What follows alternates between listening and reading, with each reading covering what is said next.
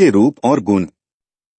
गुलाब दो प्रकार का होता है, एक देशी दूसरा विदेशी। देशी गुलाब में महान सुगंध होती है। इसके फूल गुलाबी होते हैं और चैत्र वैशाख में आते हैं। विदेशी गुलाब 12 महीने होता है। इसके फूल लाल, गुलाबी, सफेद और पीले भांति भांति के होते हैं। गुलाब शीतल, हृदय को प्रिय, ग्राही, वीर्यवर्धक, हल्का, वर्ण को उत्तम करने वाला तथा त्रिदोष और खून विकार को नष्ट करने वाला है। चमेली, इसके फूल बहुत छोटे छोटे और कोमल पंखुड़ियों के होते हैं। फूलों का रंग सफेद और पंखुड़ी के नीचे नोक पर कुछ कुछ लाली भी होती है। इसकी बंद कलियां जब खिलती हैं तब परमानंद देने वाली मंद मंद सुगंध आती है। यह प्राय चौमासे में ही बहुत खिलती हैं। इसके फूलों का तेल बहुत ही उत्तम होता है। चमेली तासीर में गर्म होती है।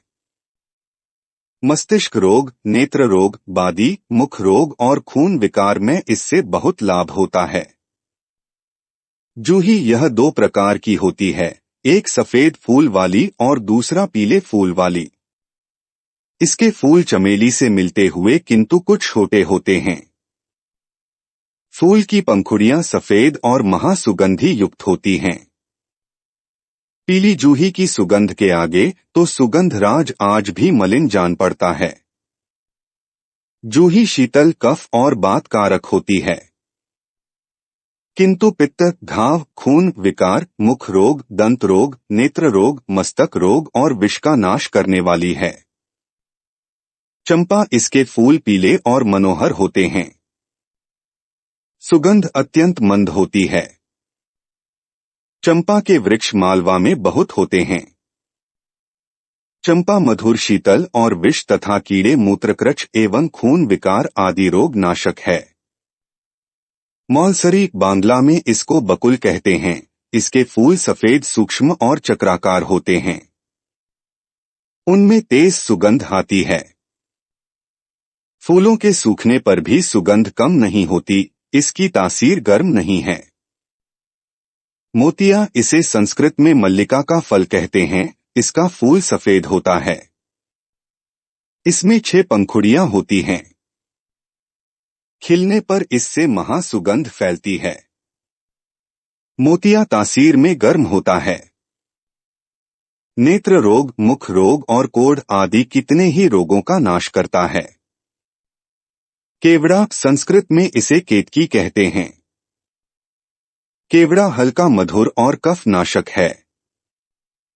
पीला केवड़ा गर्म और आंखों को हितकारी है। पत्रों के बीच में मोटी बाल सी निकलती है। उसकी सुगंध बहुत मनोहर और तेज होती है। उसी को केवड़े का फूल कहते हैं। पीली केतकी के फूल महासुगंधित होते हैं और खुशबू के लिए समस्त संसार में प्रसिद्ध है। माधवी, इसे बसंती भी कहते हैं। इसके फूल चमेली के समान होते हैं। सुगंध का तो कहना ही क्या है। जिस बाग में माधवी होती है, यह बाग का बाग ही सुगंध का भंडार बन जाता है।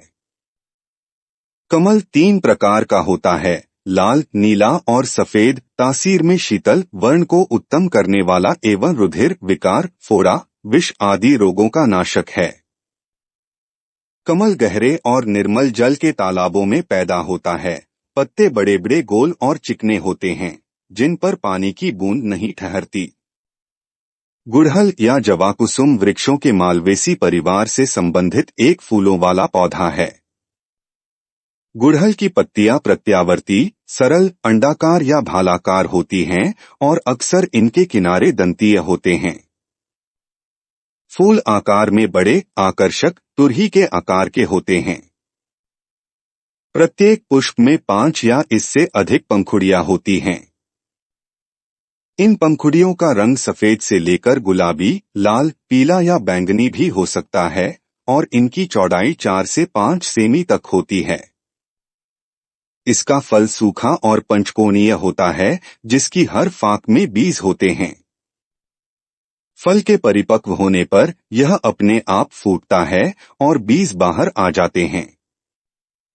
नींबू, पुदीने आदि की तरह गुड़हल की चाय भी सेहत के लिए अच्छी मानी जाती है। गुड़हल के फूलों को देवी और गणेश जी की पूजा में अर्पित किया जाता है। गुड़हल के फूलों में फफूंदनाशक, आर्तवजनक, त्वचा को मुलायम बनाने और प्रशीतक गुण भी पाए जाते हैं। इसमें प्राकृतिक मूत्रवर्धक गुण होते हैं। इसके फूलों और पत्तियों को पीसकर इसका लेप सर पर बाल झड़ने और रूसी की समस्या से निपटने के लिए लगाया जाता है। कनेर, इसका फूल बहुत ही मशहूर है। कनेर के पेड़ की ऊंचाई लगभग 10 से 11 हाथ से ज्यादा बड़े नहीं होते हैं। पत्ते लंबाई में 4 से 6 इंच और चौड़ाई में 1 इंच, सिरे से नोकदार, नीचे से खुरदरे, सफेद घाटीदार और ऊपर से चिकने होते हैं। कनेर के पेड़ वन और उपवन में आसानी से मिल जाते हैं।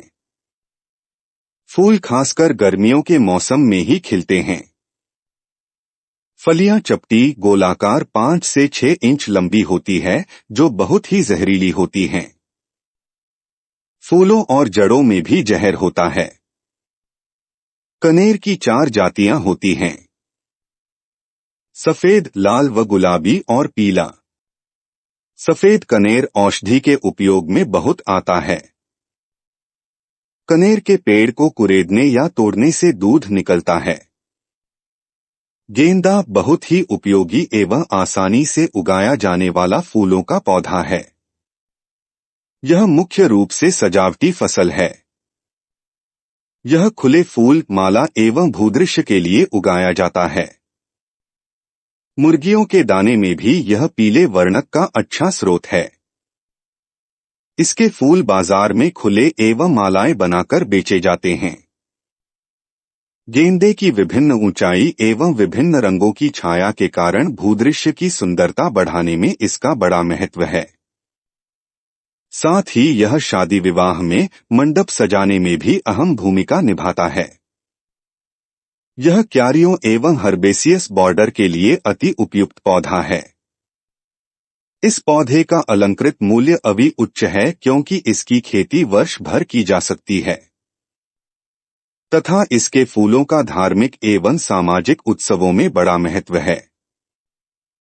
भारत में मुख्य रूप से अफ्रीकन गेंदा और फ्रेंच गेंदा की खेती की जाती है। इसे गुजराती भाषा में गलगोटा और मारवाड़ी भाषा में हंजारी गजरा फूल भी कहा जाता है। अपराजिता के फूल को पवित्र फूलों की श्रेणी में रखा गया है। भारतीय संस्कृति में इसका महत्वपूर्ण स्थान है। वास्तु दोष को खत्म करने के लिए लोग इसे घरों में लगाते हैं।